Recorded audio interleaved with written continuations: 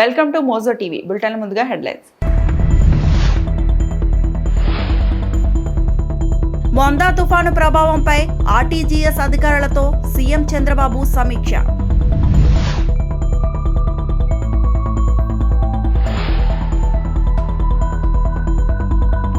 నకిలీ మద్యం ఆరోపణలు, దుర్గమ్మ సన్నిధిలో జోగి రమేష్ సత్య ప్రమాణం.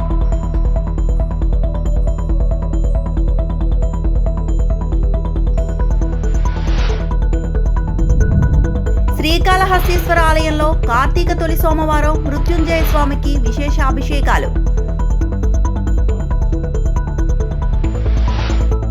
మొందా తుఫానుపై ఆర్టీజీఎస్ అధికారులతో ముఖ్యమంత్రి చంద్రబాబు సమీక్ష. కాకినాడ నుండి ప్రస్తుతం 680 కిలోమీటర్ల దూరంలో ఉన్న మొందా తుఫాను 16 కిలోమీటర్ల వేగంతో తీరాన్ని సమీపిస్తుంది. నేడు మరియు రేపు కృష్ణా జిల్లాలో భారీ నుండి అతి భారీ వర్షాలు పడే అవకాశం ఉందని సూచన. గుంటూరు, బాపట్ల, ఎన్టీఆర్, పల్నాడు, పశ్చిమ గోదావరి జిల్లాలకు భారీ వర్షాలు. రేపు రాత్రి తుఫాను తీరాన్ని తాకే అవకాశం ఉందని వాతావరణ శాఖ అధికారులు చెబుతున్నారు. ప్రతి గంటకు తుఫాను కదలికలు గమనించడం ద్వారా అప్రమత్తంగా ఉండాలని సీఎం చంద్రబాబు కోరారు. మొందా తుఫాను ప్రభావంపై ప్రధానమంత్రి నరేంద్ర మోడీ ముఖ్యమంత్రితో ఫోన్లో మాట్లాడారు. ప్రధానమంత్రి కార్యాలయంలో సమన్వయం చేసుకోవాలని మంత్రి లోకేష్ కు సీఎం ఆదేశం. వర్షాలు, వరదలు వచ్చే అవకాశం ఉన్న ప్రాంతాల్లో ముందస్తు చర్యలు తీసుకోవాలని సీఎం ఆదేశాలు. కాలువలను బలోపేతం చేయాలని, పంటలకు నష్టం జరగకుండా చూసుకోవాలని అధికారులకు సీఎం చెప్పారు. మంత్రులు లోకేష్, అనిత, సిఎస్, ఇతర సీనియర్ అధికారులు సమీక్షలో పాల్గొన్నారు.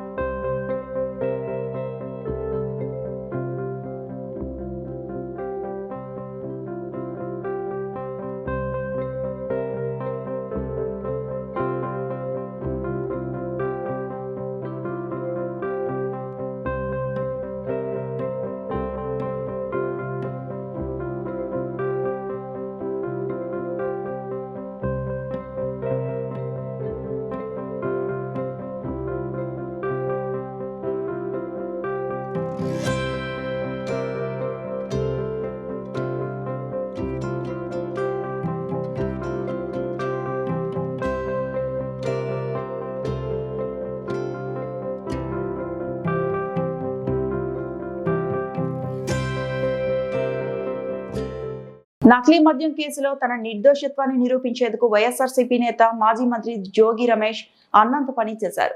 విజయవాడ కనకదుర్గమ్మ అమ్మవారి ఎదుట సత్య ప్రమాణం చేశారు. సోమవారం తన కుటుంబ సభ్యులతో కలిసి గుడికి చేరుకున్న ఆయన ఘాట్ రోడ్ ఎంట్రన్స్ వద్ద చేతిలో దివ్వెను వెలిగించుకొని ఈ వ్యవహారంలో తనకి సంబంధం లేదని అన్నారు.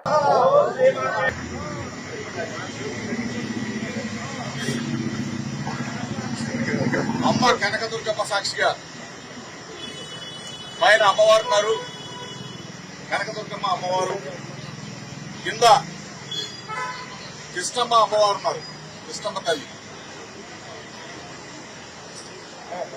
కనకదుర్గమ్మ అమ్మవారి సాక్షిగా,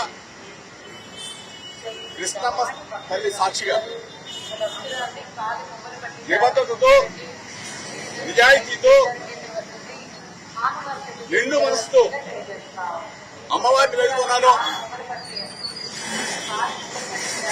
నా హృదయం గాయపరిచారు, నా మనసు గాయపరిచారు, నా వ్యక్తిత్వ అననం మీద నింద వేశారు. నేను నిబద్ధతతో, నిండు మనసుతో అమ్మవారిని వేడుకున్నాను. జోగి రమేష్ అనే నేను ఏ తప్పు చేయలేదని చెప్పేసి అమ్మవారిని, నేను ఏ తప్పు చేయనని చెప్పేసి, చేయను కూడా అని చెప్పేసి అమ్మవారి సాక్షిగా చెప్తా ఉన్నా. నా మీద నింద వేసినా, నా వ్యక్తిత్వ అననాన్ని, నా హృదయాన్ని గాయపరిచిన వ్యక్తులని అమ్మవారు మంచి బుద్ధి వాళ్ళకు ప్రసాదించాలని, వాళ్ళు ఇప్పుడు కూడా చెడు ప్రవర్తనతో మంచి మనసున్న జోగి రమేష్ నాలాంటి వాళ్ళ మీద బురద వేయకూడదని చెప్పేసి అమ్మవారు వాళ్ళకు మంచి బుద్ధి ఇవ్వాలని చెప్పేసి నేను అమ్మవారిని అడుగుతున్నాను. గత 10 రోజులుగా చెప్తా ఉన్నా, మీడియా మిత్రులు సాక్షిగా చెప్తా ఉన్నా, రాష్ట్ర ప్రజలందరికీ చెప్తా ఉన్నా, జోగి రమేష్ అనేది నేను ఎప్పుడు ఏ తప్పు చేయలేదు చేయనని చెప్పేసి నేను గౌరవ ముఖ్యమంత్రి చంద్రబాబు నాయుడు అడిగా, గౌరవ ముఖ్యమంత్రి కొడుకు నారా లోకేష్ అడిగా, వేడుకొండల సాక్షిగా తిరుమల రమ్మని అడిగా, అమ్మ కనకదుర్గమ్మని అడిగా. లేదు కాడుతూ కూడా అంటే మీ ఇంటికి వస్తానని చెప్పా. లేదు అంటే లైట్ డిటెక్టర్ టెస్ట్ కి రెడీ అని చెప్పేశా. లేదు అంటే నార్కో ఎనాలిసిస్ టెస్ట్ కి రెడీ అని చెప్పేశా. ఈ రోజు దేనికి కూడా స్పందన లేని ఈ ముఖ్యమంత్రి కొడుకు మీరు చూశారు.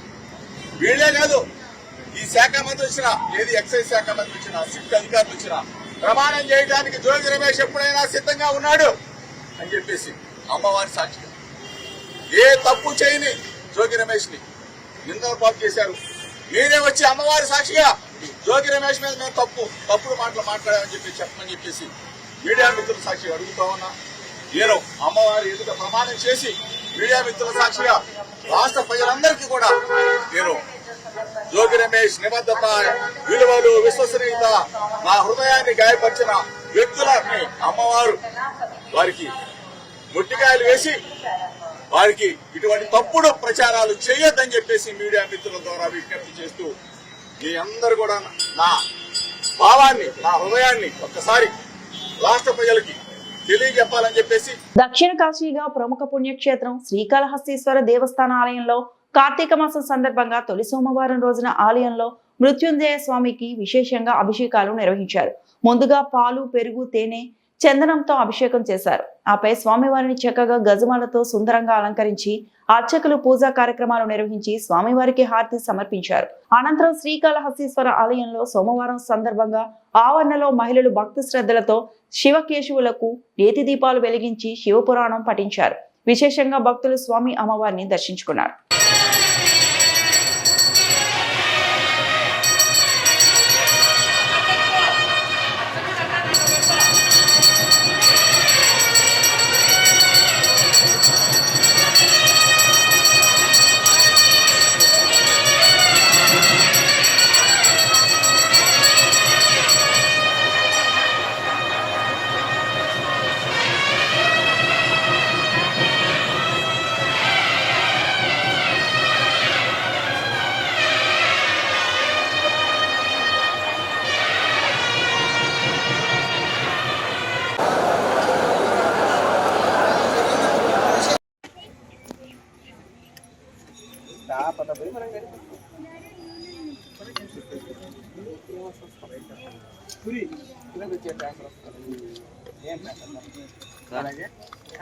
ఛానల్ వస్తుంది పెడతాను, మోహన్ అన్న పెడతాను, పబ్లిక్ న్యూస్ అని.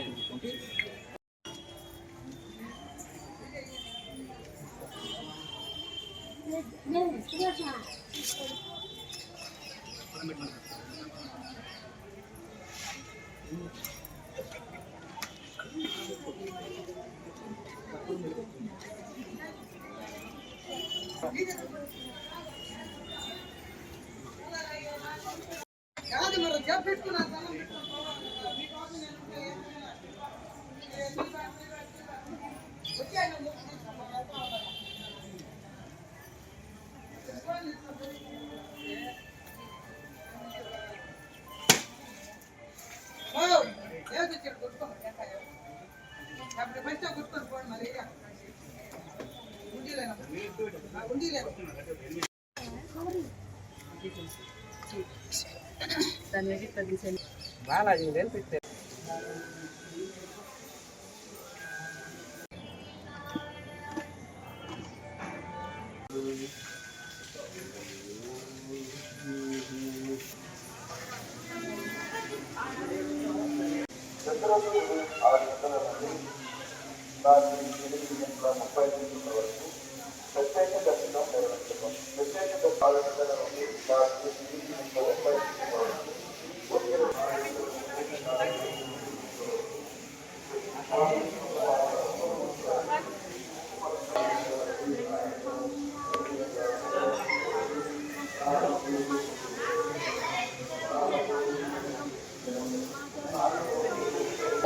ప్రభుత్వంపై వైఎస్ఆర్సీపీ అధికార ప్రతినిధి అదే శ్యామల ఆగ్రహం వ్యక్తం చేశారు.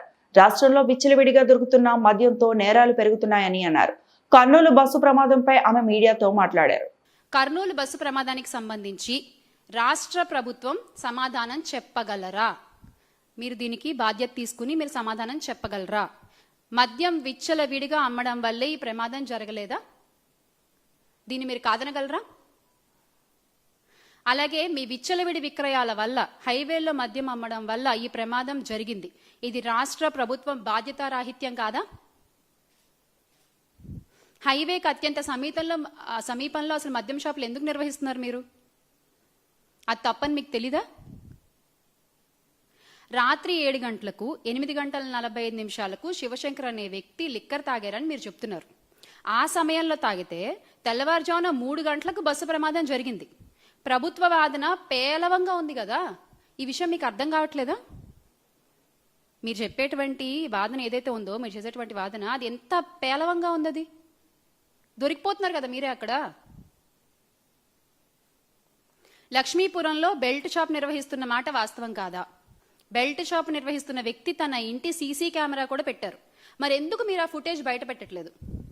ఎందుకు ఆ వ్యక్తిని మీరు విచారించట్లేదు? అంటే ఈ నిజాలు బయటకు వస్తే మీ లోసుకులు బయటపడతాయనా? మీ తప్పు బయటపడుతుందనా? లక్ష్మీపురంలో ఉన్నది 1 కాదు 2 కాదు, ఏకంగా 3 బెల్ట్ షాపులు ఉన్నాయి. ఇది నిజం కాదా? దీన్ని మీరు కాదనగలరా? రాష్ట్రంలో ములకల్ చెరువులో నకిలీ మద్యం ఘటన బయటపడిన తర్వాత హడావిడిగా మీరు క్యూఆర్ కోడ్ అనే దాన్ని తీసుకొచ్చారు. కానీ మీరు విడుదల చేసిన క్యూఆర్ కోడ్ని చెకింగ్ చేసినట్టుగా మనకెక్కడ కూడా వీడియోలో కనిపించలేదు. ఆ క్యూఆర్ కోడ్ని చెక్ చేస్తున్నట్లుగా ఎక్కడ రిలీజ్ చేసిన వీడియోలో ఎక్కడ కనిపించట్లేదు. అంటే మీరు ఓన్లీ ఆర్డర్లు మాత్రమే ఇస్తారు. అవి అమలవుతున్నాయి సరిగ్గా అని మీ ఎల్లో మీడియాలో రాసేస్తారు, అబద్ధ ప్రచారాలు చేసేస్తారు. అది నిజం అని చెప్పి ప్రజలు నమ్మేయాలి, అంతేనా? లిక్కర్ షాపులు నిర్వహించేది టీడీపీ వాళ్లే, బెల్ట్ షాపులు పెట్టి అమ్మేది టీడీపీ వాళ్లే. అలాంటప్పుడు ఎవరు క్యూఆర్ కోడ్ను స్కాన్ చేస్తారు? మీకు దమ్ముంటే ఆన్సర్ చేయండి క్వశ్చన్. ఎవరు క్యూఆర్ కోడ్ని స్కాన్ చేస్తారు? ఎవరు నిజాన్ని బయట పెడతారు? రాష్ట్ర వ్యాప్తంగా ఈ రోజున 1 కాదు 2 కాదు 1,50,000కు పైగా బెల్ట్ షాపులు అనధికారికంగా నడుస్తున్నాయి. టు బి ప్రిసైజ్, ఇంకా చెప్పాలంటే 1,65,000 సంథింగ్ కదన్నా, 1,65,000 అనధికారికంగా నడుస్తున్నాయి. ఈ నకిలీ మద్యాన్ని మీరు ప్రజలకు అమ్మి మీరు డబ్బులు బాగానే చేసుకుంటున్నారు, కానీ పోయేది ప్రజల ప్రాణాలు కదా. వాటి గురించి ఎవరు మాట్లాడతారు? ఎవరు మాట్లాడరు. వ్యవస్థీకృతంగా జరుగుతున్నటువంటి ఈ క్రైమ్ ఏదైతే ఉందో, ఈ ఆర్గనైజ్డ్ క్రైమ్కి పూర్తి బాధ్యత కూటమి ప్రభుత్వం వహించాల్సిందే. మీరు తప్పించుకోవాలన్నా తప్పించుకోలేరు, తప్పించుకోనివ్వం. బంగాళాఖాతంలో ఏర్పడిన మోందా తుఫాను ప్రభావిత ప్రాంతాల్లో రాష్ట్ర కార్మిక శాఖ మంత్రి వాసంశెట్టి సుభాష్ సోమవారం సందర్శించారు. డాక్టర్ బిఆర్ అంబేద్కర్ కోనసీమ జిల్లా రామచంద్రపురం నియోజకవర్గం కె గంగవరం మండలం కోటిపల్లిలో ఏర్పాటు చేసిన ప్రభుత్వ పునరావాస కేంద్రాలను పరిశీలించారు. కోటిపల్లి పుష్కర ఘాట్లను, రేవును ఆనుకొని ఉన్న వీధుల్లో తిరిగి ప్రజలను అప్రమత్తం చేశారు. తుఫాను ప్రభావం ఎక్కువగా ఉండే అవకాశాలు ఉండడంతో ప్రజలంతా ఇళ్లలోనే సురక్షితంగా ఉండాలని సూచించారు. పునరావాస కేంద్రాల్లో ఉన్న ప్రజలకు రక్షిత మంచినీరు, ఆహారం, పాలు, తగిన సదుపాయాలు కల్పించాలని అధికారులు ఆదేశించారు. తుఫాను సంబంధిత సమస్యలు ఉంటే కంట్రోల్ రూమ్ కి తెలియజేసి సహాయం పొందాలని సూచించారు. పలువురు ప్రజలతో మాట్లాడి ధైర్యం చెప్పారు. కూటమి ప్రభుత్వం ముందస్తుగా అన్ని రక్షణ చర్యలు తీసుకుందని పేర్కొన్నారు.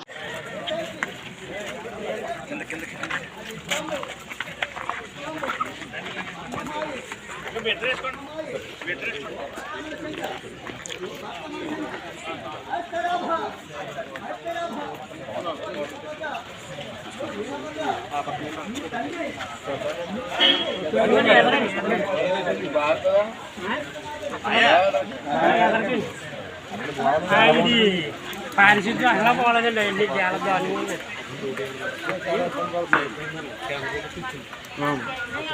గొడుగులు కట్టేసి మొక్కలు కట్టి ఏర్పట్టిన తర్వాత దాని మీద డబ్బులు పెట్టి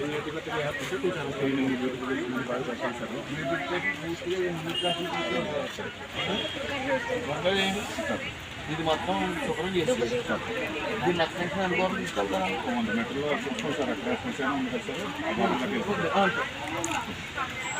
మొత్తాన్ని సెపరేట్ చేసి దీన్ని కొద్దిగా రెన్యూట్ చేసి అది పర్టికులర్గా ఈ వార్తలు ఇంతటితో సమాప్తం.